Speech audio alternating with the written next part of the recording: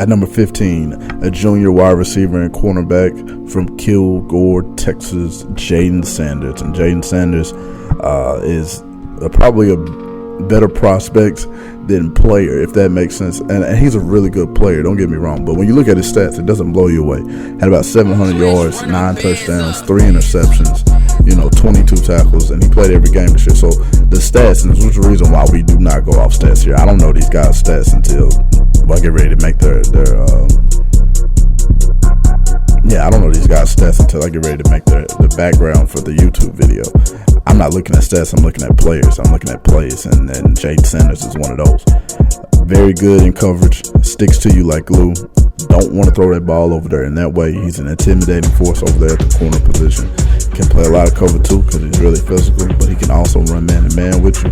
As big as he is, it looks like a safety on the next level. As big as he is, he's going to grow. But if he doesn't, he could be a really big corner, which big corners are in phase right now, especially when you look at a guy like the Jets and Sauce Gardner. I'm not saying he's Sauce Gardner, but I'm saying the physical build, the tall, the slender build could be something like that.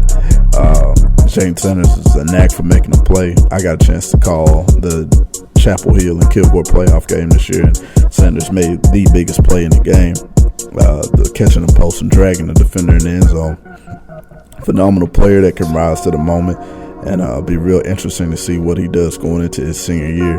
Coming in here, the wide receiver / cornerback junior from Kilgore, Jayden Sanders. At number 14, a 3-time member of this list and just a junior, the quarterback from Chapel Hill, Demetrius Brisbane.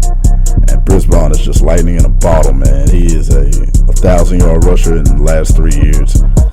He grew as a passer, threw for 2,700 yards this year.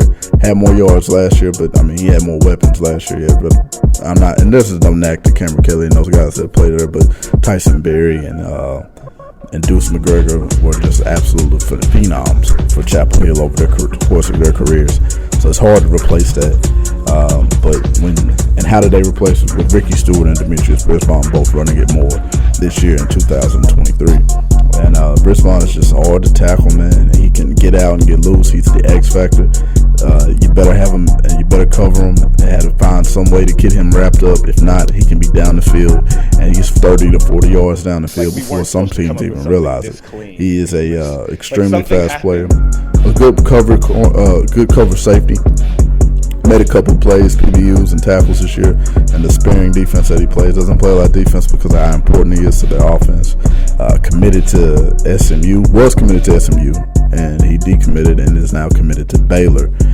Probably as a safety defensive back because that's what he's posted, but he's a guy that would be hard for me to take the ball out of his hands. So he'd have to be a receiver or something like that because he is just absolutely special with the rock in his hands and has been